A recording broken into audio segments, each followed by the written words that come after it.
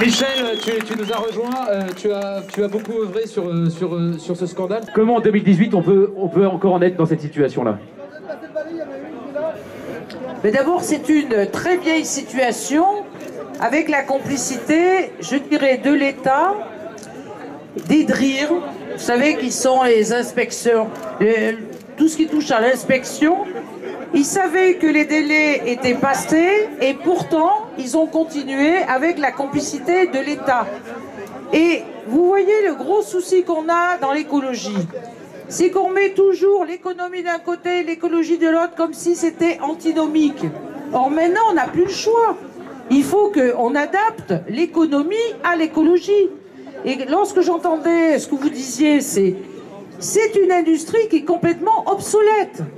Et on veut protéger la Méditerranée, on ne veut pas que la Méditerranée devienne une poubelle. Parce qu'il y a le problème d'Altéo, mais il y a le problème aussi de la station d'épuration qui ne marche pas, etc. Donc, je pense qu'on va le gagner, ce combat. Parce qu'il y a une mobilisation. Vous savez, ça fait 8 ans, 10 ans qu'on s'occupe d'Altéo.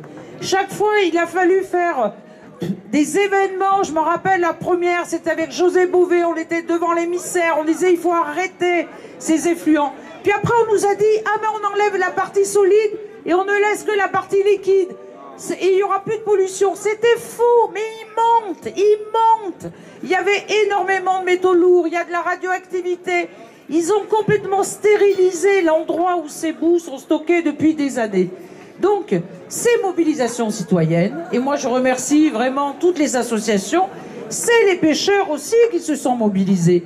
Et on n'y arrivera que si tous ensemble, on se bagarre pour arrêter ces industries polluantes et surtout aussi sanctionner les politiques qui ont été complices de cette pollution. Parce qu'on ne peut plus la retirer, cette pollution. Donc au moins, il faut l'arrêter ensemble.